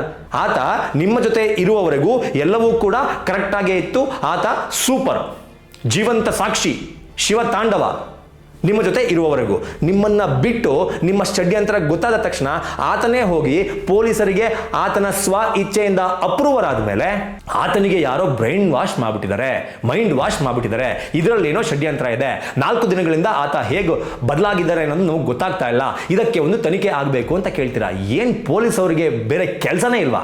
ಪ್ರತಿದಿನ ನೀವು ಒಂದೊಂದು ಇಶ್ಯೂ ಇಟ್ಕೊಂಡ್ ಬರ್ತೀರಾ, ಪ್ರತಿದಿನ ಒಂದೊಂದು ಸುಳ್ಳು ಹೇಳ್ತೀರಾ. ಅದ್ರ ಸಲುವಾಗಿ ಪೊಲೀಸರು ತನಿಖೆ ಮಾಡ್ಕೊಂಡು ಕುತ್ಕೊಂಡ್ಬಿಡ್ಬೇಕು. ಪೊಲೀಸ್ ಅವ್ರಿಗೆ ಬೇರೆ ಕೆಲಸನೇ ಇಲ್ಲ ನಿಮ್ ಪ್ರಕಾರ. ಮೊದಲ ದಿನ SIT ವಶಕ್ಕೆ ಇದೇ ಮಾಸ್ಕ್ ಮ್ಯಾನ್ ಚೆನ್ನಯ್ಯ ಹೋದಾಗ ಇದೇ ಮಟ್ಟಣ್ಣವರ್ ಏನ್ ಹೇಳಿದ್ರು? ಅರೆಸ್ಟ್ ಮಾಡಿದ ವಿಚಾರ ತಿಳಿತು, ಅದು ಒಳ್ಳೆ ವಿಷಯ, ಅದನ್ನ ನಾವು ಸ್ವಾಗತಿಸ್ತೇವೆ. ಬರೀ ಅರೆಸ್ಟ್ ಅಲ್ಲ, ನಾರ್ಕೋ ಅನಲೈಸಿಸ್ ಟೆಸ್ಟ್ ಕೂಡ ಮಾಡಬೇಕಾಗುತ್ತೆ. ಒಳ್ಳೆ ವಿಚಾರ, ಸ್ವಾಗತಿಸ್ತೀವಿ. ಆತನಿಗೆ ಒಂದು ನಾರ್ಕೋ ಅನಾಲಿಸಿಸ್ ಟೆಸ್ಟ್ ಆಗಬೇಕು ಅಂತ ಹೇಳಿದ್ಯಾರು? ಇದೇ ಗಿರೀಶ್ ಮಠಣ್ಣವರ್. ಈಗ ನಿನ್ನೆ ಲೈವ್ನಲ್ಲಿ ಬಂದು ಇದರಲ್ಲಿ ಏನೋ ಷಡ್ಯಂತ್ರ ಇದೆ, ಆತನ ಮೈಂಡ್ ವಾಶ್ ಮಾಡಲಾಗಿದೆ, ಈ 4 ದಿನಗಳಲ್ಲಿ ಆತ ಹೇಗೆ ಬದಲಾದ ಅನ್ನೋದನ್ನ ಹೇಳಬೇಕು SIT ಟೀಮ್ನವರು, ಒಂದು ತನಿಖೆ ನಡಿಬೇಕು. ನೀವು ಕೊಡೋ ಒಂದು ಸ್ಟೇಟ್ಮೆಂಟ್ನ ವ್ಯಾಲಿಡಿಟಿ ಕೇವಲ 2 ದಿನ ಅಥವಾ 3 ದಿನ ಅಥವಾ 4 ದಿನ ಅಷ್ಟೇ. ಅರೆಸ್ಟ್ ಆದಾಗ ನೀವೇ ಹೇಳಿದ್ರಿ ಒಳ್ಳೆ ಬೆಳವಣಿಗೆ, ನಾವು ಇದನ್ನ ಸ್ವಾಗತ ಮಾಡ್ತೀವಿ, ಅವನಿಗೊಂದು ನಾರ್ಕೋ ಅನಾಲಿಸಿಸ್ ಟೆಸ್ಟ್ ಆಗಬೇಕು ಅಂತ. ಓಕೆ, ಸೂಪರ್ ಅದು ಆ ಸ್ಟೇಟ್ಮೆಂಟು. ಆದರೆ ನೆನ್ನೆ ಬಂದ್ಬಿಟ್ಟು ಹೇಳ್ತೀರಾ ಮತ್ತೆ ಬದಲಾಗಿದ್ದಾನೆ, ಮೈಂಡ್ ವಾಶ್ ಮಾಡಿದ್ದಾರೆ, ಹೆಂಗ್ ಚೇಂಜ್ ಆದ, ತನಿಖೆ ನಡಿಬೇಕು. ಏನು ಸರ್ ಇದು? ಈತನಿಗೆ ನಾರ್ಕೋ ಅನಾಲಿಸಿಸ್ ಟೆಸ್ಟ್ ಆಗಬೇಕು, ಈತನಿಗೆ ಬ್ರೈನ್ ಮ್ಯಾಪಿಂಗ್ ಆಗಬೇಕು ಅಂತ ಕೇಳೋ ನೀವು, ಸಂತೋಷ್ ರಾವ್ಗೆ ನಾರ್ಕೋ ಅನಾಲಿಸಿಸ್ ಟೆಸ್ಟ್ ನಡಿಬೇಕು, ಸಂತೋಷ್ ರಾವ್ಗೂ ಒಂದು ಬ್ರೈನ್ ಮ್ಯಾಪಿಂಗ್ ಆಗಬೇಕು ಅಂತ ಇಲ್ಲಿಯವರೆಗೂ ಕೇಳಿಲ್ಲ. ವೈ? ಯಾಕೆ ಸರ್ ಹೇಳಿ. Point number 16. ಇದೇ ಮಟ್ಟಣ್ಣವರು ಮುಂದುವರೆದು ಹೇಳ್ತಾರೆ, SIT ಇನ್ನೂ ಫಾರ್ಮ್ ಆಗಿರಲಿಲ್ಲ, ಆತ ವೆರಿ ಫಸ್ಟ್ ಡೇ ಏನು ಕಂಪ್ಲೇಂಟ್ ಅನ್ನ ಕೊಟ್ಟನಲ್ಲ, ಆ ಕಂಪ್ಲೇಂಟ್ ಅನ್ನ ಕೊಟ್ಟ ದಿನವೇ ಧರ್ಮಸ್ಥಳದ ಡಿ ಗ್ಯಾಂಗ್ ಅಂತ ಏನು ಇವ್ರು ಬಿಂಬಿಸಿದ್ರು, ಆ ಡಿ ಗ್ಯಾಂಗ್ ಅವನ ಊರಿಗೆ ಹೋಗಿತ್ತಂತೆ, ಅವನ ಮನೆಯವರಿಗೆ ಥ್ರೆಟ್ ಮಾಡಿದ್ರಂತೆ, ಆ ಊರಿನ ಮುಖ್ಯಸ್ಥರಿಗೆ, ಆ ಊರಿನ ಗೌಡರಿಗೆ ಹೇಳಿಬಿಟ್ಟು ಅವರ ಮನೆಯನ್ನ ಖಾಲಿ ಮಾಡಿಸುವ ಯತ್ನಕ್ಕೆ ಕೈ ಹಾಕಿತ್ತಂತೆ, ಅವರಿಗೆ ಬೆದರಿಕೆಯನ್ನ ಹಾಕಿತ್ತಂತೆ. ಆ ಸಂದರ್ಭದಲ್ಲಿ ಅದನ್ನ ಇವರು ಪೊಲೀಸಿನವರಿಗೆ ಹೇಳಿದ್ರಂತೆ, ಒಂದು ಮೆಸೇಜ್ ಮಾಡಿದ್ರಂತೆ, ಆ ಮೆಸೇಜ್ ಕೂಡ ಇವರ ಹತ್ರ ಇದೆಯಂತೆ. ನಿಜವಾಗ್ಲೂ ಇದನ್ನ ನಂಬ್ತೀರಾ? ನಿಜವಾಗ್ಲೂ ಇದನ್ನ ನಂಬ್ತೀರಾ? ಅವ್ರ ಫ್ಯಾಮಿಲಿಯವರು ಸ್ಟೇಟ್ಮೆಂಟ್ ಕೊಡ್ತಾ ಇದ್ದಾರೆ. ಸ್ವಂತ ಆತನ ಹೆಂಡತಿ 2 ತಿಂಗಳಾಯ್ತು ಅವ್ರು ಹೋಗಿ, 1 ತಿಂಗಳು ಕೆಲಸ ಇದೆ ಮುಗಿಸ್ಕೊಂಡ್ಬಿಟ್ಟು ವಾಪಸ್ ಬರ್ತೀನಿ ಅಂತ ಹೋದ್ರು, ಇವತ್ತವರೆಗೂ ಕೂಡ ಬಂದಿಲ್ಲ. ಟಿವಿನಲ್ಲಿ ನೋಡಿದಾಗಲೇ ಗೊತ್ತಾಗಿದ್ದು ನನಗೆ ಅವರು ಈ ಧರ್ಮಸ್ಥಳದ ಈ ಒಂದು ಪ್ರಕರಣದಲ್ಲಿ ಸಿಗಾಕೊಂಡಿದ್ದಾರೆ ಅಂತ, ಅರೆಸ್ಟ್ ಆಗಿದ್ದಾರೆ ಅಂತ ನಂಗೆ ಟಿವಿಲಿ ನೋಡಿದಾಗಲೇ ಗೊತ್ತಾಗಿದ್ದು. ಅಲ್ಲಿವರೆಗೂ ನನಗೆ ಗೊತ್ತೇ ಆಗಿರಲಿಲ್ಲ ಅಂತ ಸ್ವಂತ ಆತನ ಹೆಂಡತಿ ಹೇಳಿರೋ ಸ್ಟೇಟ್ಮೆಂಟ್ ರೀ, ಸ್ವಂತ ಹೆಂಡತಿ ಹೇಳಿರೋ ಸ್ಟೇಟ್ಮೆಂಟು. ಆದರೆ ಮಟ್ಟಣ್ಣವ್ರು ಹೇಳೋದು SIT ಫಾರ್ಮ್ ಆಗೋದಕ್ಕಿಂತ ಮುಂಚೆ ಈತ ದಕ್ಷಿಣ ಕನ್ನಡ ಜಿಲ್ಲೆಗೆ ಏನು ಹೋಗಿ ಪೊಲೀಸ್ಗೆ ಕಂಪ್ಲೇಂಟ್ ಕೊಟ್ಟ SP ಆಫೀಸ್ನಲ್ಲಿ, ಆವತ್ತೇ ಈ ಗ್ಯಾಂಗ್ ಅವ್ರ ಮನೆ ಹತ್ರ ಹೋಗಿತ್ತಂತೆ, ಅವ್ರಿಗೆ ಥ್ರೆಟ್ ಮಾಡಿದ್ರಂತೆ. ಥ್ರೆಟ್ ಮಾಡಿದ ಕಾರಣಕ್ಕಾಗಿ ಆತ ನನ್ನ ಮನೆಯವರಿಗೆ ಎಲ್ಲಿ ತೊಂದರೆ ಆಗಿಬಿಡುತ್ತೋ, ನನ್ನ ಮನೆಯವರಿಗೆ ಏನು ಆಗಿಬಿಡುತ್ತೋ ಅಂತ ಸರಿಯಾದ ಜಾಗವನ್ನು ತೋರಿಸಿಲ್ವಂತೆ, ತಪ್ಪು ಜಾಗವನ್ನು ತೋರಿಸ್ಬಿಟ್ಟಿದ್ದಾನಂತೆ. ಬುರುಡೆ ಯಾಕೆ ಸಿಕ್ಕಿಲ್ಲ ಅನ್ನೋದಕ್ಕೆ ಕೊಟ್ಟರು ನೋಡಿ ರೀಸನ್ನು, ಅಸ್ಥಿ ಪಂಜರ ಯಾಕೆ ಸಿಕ್ಕಿಲ್ಲ ಅನ್ನೋದಕ್ಕೆ ಕೊಟ್ಟರು ನೋಡಿ ರೀಸನ್ನು. ಆತನ ಹೆಂಡತಿ ಹೇಳುವ ಪ್ರಕಾರ 2 ತಿಂಗಳಿಂದ ಆತ ಎಲ್ಲಿದ್ದಾನೆ ಅನ್ನೋದ್ರೆ ನಮಗೆ ಗೊತ್ತಿಲ್ಲ. ಆದರೆ ಮಟ್ಟಣ್ಣವ್ರು ಹೇಳುವ ಪ್ರಕಾರ ವೆರಿ ಫಸ್ಟ್ ಡೇ ಇವರೆಲ್ಲ ಈ ಗ್ಯಾಂಗ್ ಎಲ್ಲ ಹೋಗ್ಬಿಟ್ಟು ಅವರಿಗೆ ಥ್ರೆಟನ್ ಕೊಟ್ಟಿದ್ದಾರೆ, ಹೆದರಿಸಿದ್ದಾರೆ. ಅದೇ ಅವರ ಪತ್ನಿ ಹೇಳುವ ಪ್ರಕಾರ ನೀವು ಹೋಗಿ ನೋಡಿ, ಎಲ್ಲ ಚಾನಲಲ್ಲೂ ಆತನ ಪತ್ನಿ ಕೊಟ್ಟಿರುವಂಥ ಸ್ಟೇಟ್ಮೆಂಟ್ ಇದೆ. ಧರ್ಮಸ್ಥಳದ ಮಂಜುನಾಥನ ಮೇಲೆ, ಅಣ್ಣಪ್ಪನ ಮೇಲೆ ನಮಗೆ ನಂಬಿಕೆ ಇದೆ, ವೀರೇಂದ್ರ ಹೆಗಡೆ ಅವರ ಮೇಲೆ ನಮಗೆ ನಂಬಿಕೆ ಇದೆ, ಅವರ ಮೇಲೆ ಗೌರವ ಇದೆ ಅಂತ ಹೇಳಿದ್ದಾರೆ. ಎಲ್ಲೂ ಕೂಡ ಯಾವ ಸ್ಟೇಟ್ಮೆಂಟಲ್ಲೂ ಕೂಡ ಧರ್ಮಸ್ಥಳದವರು ಬಂದು ನನ್ನನ್ನು ಹೆದರಿಸಿದ್ರು, ನನ್ನನ್ನು ಬೆದರಿಸಿದ್ರು, ನನ್ನ ಗಂಡ ಹೋಗಾದ್ಮೇಲೆ ಎಲ್ಲಾದರೂ ಒಂದು ಸ್ಟೇಟ್ಮೆಂಟ್ ನೋಡಿದಿರಾ? ಅವರು ಮನೆಯವರೇ ಕೊಟ್ಟಿಲ್ಲ ಸ್ಟೇಟ್ಮೆಂಟು. ಆದರೆ ಮಟ್ಟಣ್ಣವರು ಕೊಡ್ತಾರೆ, ಮನೆಯವರನ್ನ ಎದುರಿಸಿದ್ರು, ಮನೆಯವರನ್ನ ಬೆದರಿಸಿದ್ರು. ಹಾಗಾಗಿ ಈತ ಅಲ್ಲಿ ಕರೆಕ್ಟ್ ಆಗಿರೋ ಜಾಗವನ್ನ ತೋರಿಸ್ತಿಲ್ಲ, ತಪ್ಪಾಗಿರುವ ಜಾಗವನ್ನ ತೋರಿಸ್ತಾ, ಅದಕ್ಕೋಸ್ಕರ ಅಲ್ಲಿ ಅಸ್ಥಿ ಪಂಜರಗಳು ಸಿಗಲಿಲ್ಲ. ಅಸ್ಥಿ ಪಂಜರಗಳು ಯಾಕೆ ಸಿಕ್ಕಿಲ್ಲ ಅನ್ನೋದಕ್ಕೆ ಮಟ್ಟಣ್ಣವರು ಆನ್ಸರ್ ಕೊಟ್ಟಿದ್ದಾರೆ. ಆ ಆನ್ಸರ್ ನಿಮಗೆ ಸ್ಯಾಟಿಸ್ಫ್ಯಾಕ್ಷನ್ ಆದರೆ ನಂಬಿ, ದಯವಿಟ್ಟು ನಂಬಿ, ನನ್ನ ಅಬ್ಜೆಕ್ಷನ್ ಏನಿಲ್ಲ. ಸ್ಯಾಟಿಸ್ಫ್ಯಾಕ್ಷನ್ ಆಗಿಲ್ಲ ಅಂದರೆ ದಯಮಾಡಿ ಹೇಳ್ತಾ ಇದ್ದೀನಿ, ಕೈ ಮುಗಿದು ಕೇಳ್ಕೊತಾ ಇದ್ದೀನಿ, ಪ್ರಶ್ನೆ ಮಾಡಿ. Point number 18. ಮಟ್ಟಣ್ಣವರು ಹೇಳುವ ಪ್ರಕಾರ ಇನ್ನು 2 ರಿಂದ 3 ದಿನಗಳ ಒಳಗಡೆ ಒಂದಷ್ಟು ದಾಖಲೆಗಳನ್ನು, ಒಂದಷ್ಟು ಸಾಕ್ಷಿಗಳನ್ನು ನಿಮ್ಮ ಮುಂದೆ ಇಡ್ತೀನಿ, ಅಂದರೆ ನಮ್ಮ ಮುಂದೆ, ನಿಮ್ಮ ಮುಂದೆ, ಜನರ ಮುಂದೆ ಇಡ್ತೀನಿ ಅಂತ ಹೇಳಿದ್ದಾರೆ. ದಯವಿಟ್ಟು ನಿನ್ನೆ ಮಾಡಿರೋದು ಲೈವು, ಇವತ್ತು 1ನೇ ದಿನ, ನಾಳೆ 2ನೇ ದಿನ, ನಾಡಿದ್ದು 3ನೇ ದಿನ, ಅಚ್ಚೆ ನಾಡಿದ್ದು 4ನೇ ದಿನ. ಆ 4ನೇ ದಿನ ನೀವೆಲ್ಲರೂ ಕೇಳಬೇಕು. ಮೊನ್ನೆ ಲೈವ್ನಲ್ಲಿ ಬಂದು ಸಾಕ್ಷಿಗಳನ್ನ ಕೊಡ್ತೀನಿ, ಇನ್ನೊಂದು 2-3 ದಿನ SIT ತನಿಖೆ ನಡೀತಾ ಇದೆ ಅಂತ ಸುಮ್ಮನಿದ್ವಿ, ನಾವಿನ್ನು ಸುಮ್ಮನಿರುವ ಮಾತೇ ಇಲ್ಲ, ಇನ್ನೊಂದು 2-3 ದಿನದಲ್ಲಿ ಎಲ್ಲವನ್ನು ಹೇಳ್ತೇವೆ, ಎಲ್ಲ ಸಾಕ್ಷಿಗಳನ್ನ ಕೊಡ್ತೀವಿ ಅಂತ ಹೇಳಿದಿರಾ. ಇವತ್ತು ಕೊಡಬೇಕು ಅಂತ ನೀವು ಕೇಳಬೇಕು. ಇವತ್ತು ಕೊಡಬೇಕು, ನೀವು ಮೊನ್ನೆ ಹೇಳಿದ್ರೆ ಇವತ್ತು ಕೊಡಬೇಕು ಅಂತ ನೀವು ಕೇಳಬೇಕು. ಕೇಳಿಲ್ಲ ಅಂತಂದರೆ ಮತ್ತೆ ಬರ್ತಾರೆ, ಮತ್ತೆ ಒಂದು ಹೊಸ ಸ್ಟೋರಿಯನ್ನು ಹೇಳ್ತಾರೆ, ಮತ್ತೆ ಬರ್ತಾರೆ, ಮತ್ತೆ ಒಂದು ಕಟ್ಟುಕತೆಯನ್ನು ಕಟ್ತಾರೆ, ನಿಮ್ಮನ್ನು ನಂಬಿಸ್ತಾರೆ. ನಮ್ಮ ಕಣ್ಣಿಗೆ, ನಿಮ್ಮ ಕಣ್ಣಿಗೆ, ನನಗೆ ಒಂದು 4 ತಿಂಗಳ ಮುಂಚೆವರೆಗೂ ನನ್ನ ಕಣ್ಣಿಗೂ ಸಹ ಮಣ್ಣೆರ್ಚಿದ್ರಲ್ಲ, ಅದೇ ಥರ ನಿಮ್ಮ ಕಣ್ಣಿಗೂ ಎರಿಸ್ತಾನೇ ಇರ್ತಾರೆ, ನೀವು ಪ್ರಶ್ನೆ ಮಾಡುವವರೆಗೆ. Point number 19. ರಾಜ್ಯದ ಹೆಣ್ಣು ಮಕ್ಕಳಿಗೆ ನಿನ್ನೆ ಬಂದಂತಹ ಲೈವ್ನಲ್ಲಿ ಈ ಗಿರೀಶ್ ಮಟ್ಟಣ್ಣವರ್ ಅವಮಾನ ಮಾಡಿದ್ದಾರೆ. ಎಲ್ಲ ಅವಮಾನ ಮಾಡಿದ್ದಾರೆ ಗೊತ್ತಾ?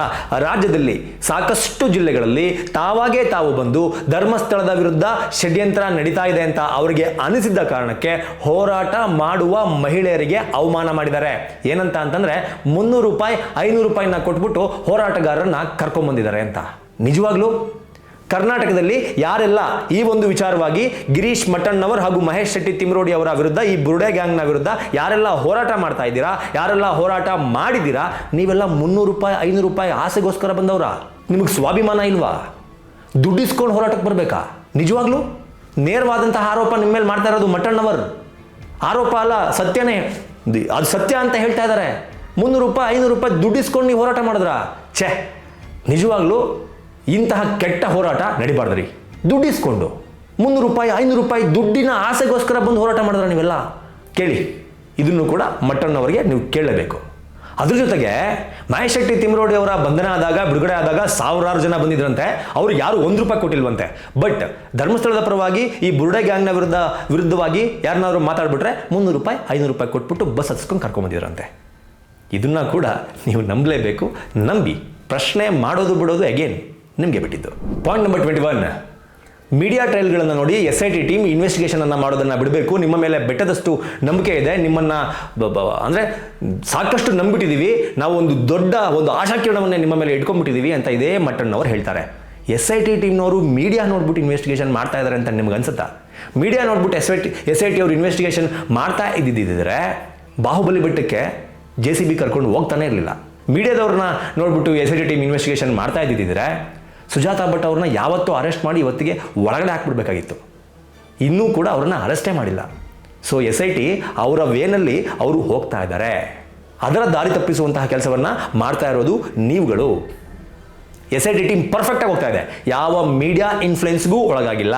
At a same time Girish Mattannavar, Mahesh Shetty Thimarodi ಈ ಗ್ಯಾಂಗ್ನ ಇನ್ಫ್ಲುಯೆನ್ಸ್ಗೂ ಸಹ ಅವರು ಒಳಗಾಗಿಲ್ಲ. ಈ ಇಬ್ಬರನ್ನೂ ಬಿಟ್ಟು SIT ಏನು ಕೆಲಸ ಮಾಡಬೇಕು ಅದನ್ನು ಪರ್ಫೆಕ್ಟಾಗಿ ಇಲ್ಲಿಯವರೆಗೂ ಮಾಡಿಕೊಂಡು ಬಂದಿದೆ ಅನ್ನೋದರಲ್ಲಿ ನನಗಂತೂ ಯಾವುದೇ ರೀತಿಯ ಡೌಟ್ ಇಲ್ಲ.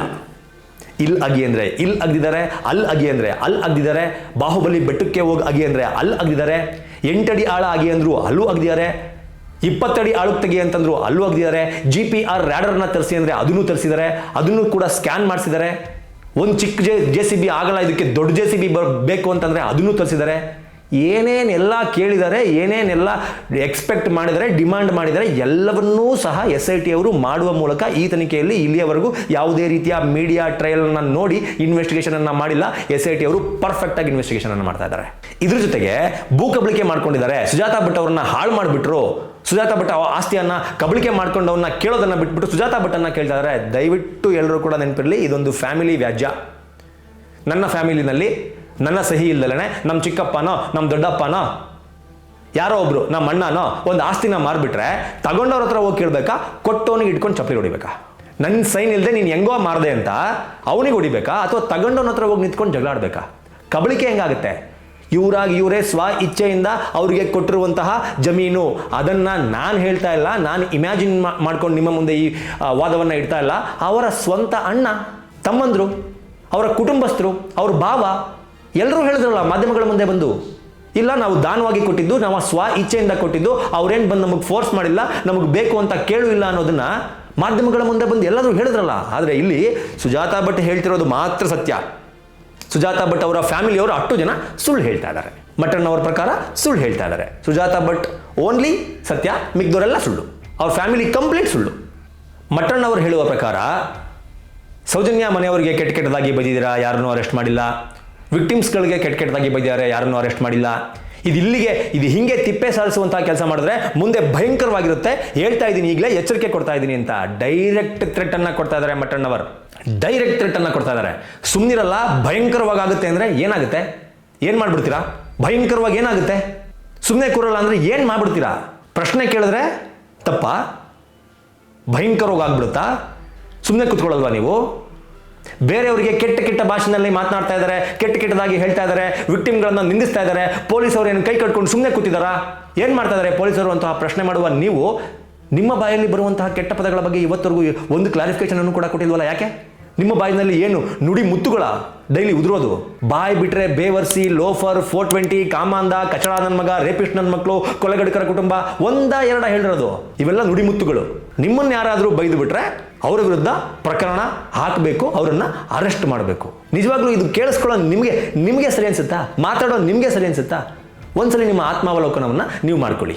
ನಾನು ಹೋಗಿ ಒಬ್ಬ ಕುಡುಕಂಗೆ ನೀನು ಕುಡಿಬೇಡಪ್ಪ, ಕುಡಿದ್ರೆ ಆರೋಗ್ಯಕ್ಕೆ ಕೆಟ್ಟದು ಅಂತ ನಾನು ಬುದ್ಧಿವಾದ ಹೇಳಬೇಕು ಅಂತಂದರೆ ನಾನು ನೆಟ್ಟಿಗಿರ್ಬೇಕು. ಫಸ್ಟು ನಾನು ಕುಡ್ಕ ಆಗಿರಬಾರ್ದು, ನಾನೇ ದೊಡ್ಡ ಕುಡ್ಕ.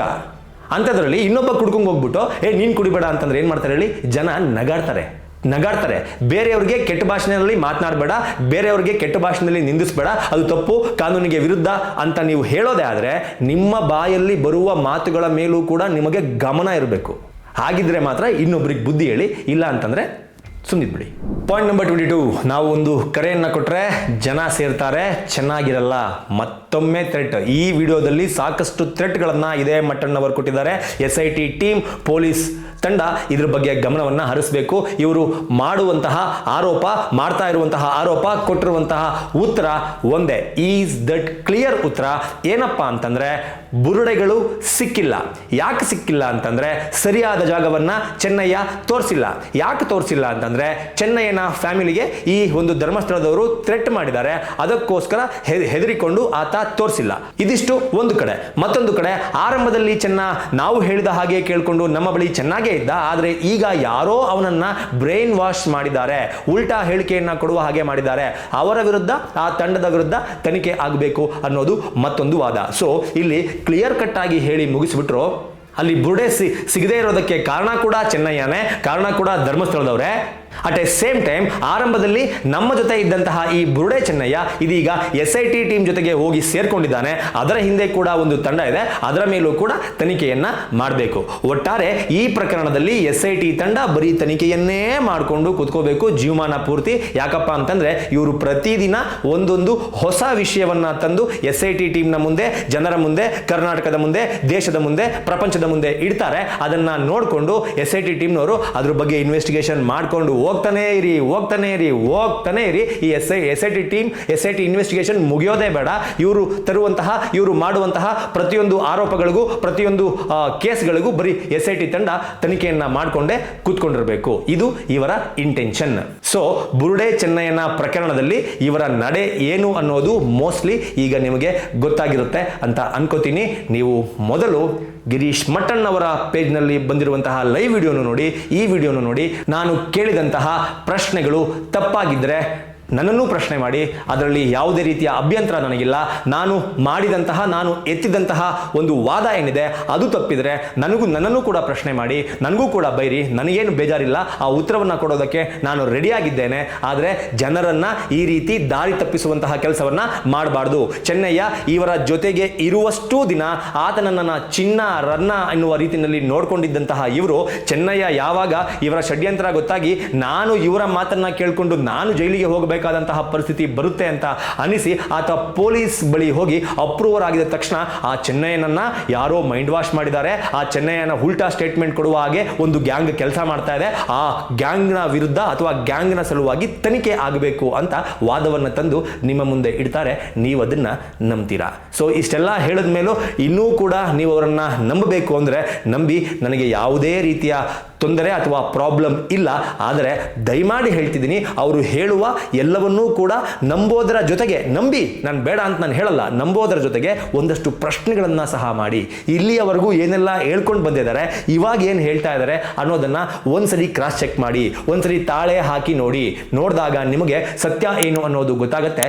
ಇಲ್ಲ ಅಂತಂದ್ರೆ ಇದು ಹಿಂಗೆ ಕಂಟಿನ್ಯೂ ಹಾಕೊಂಡು ಹೋಗ್ತಾ ಇರುತ್ತೆ.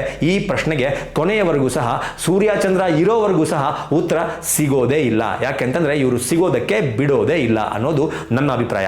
ಏನನ್ಸುತ್ತೆ ನಿಮಗೆ ಅನ್ನೋದನ್ನ ಕಮೆಂಟ್ ಬಾಕ್ಸ್ ಮೂಲಕ ತಿಳಿಸಿ ಅಂತ ಕೇಳ್ಕೊತಾ ಈ ವಿಡಿಯೋನ ಮುಗಿಸ್ತಾ ಇದ್ದೀನಿ. ನಮಸ್ಕಾರ.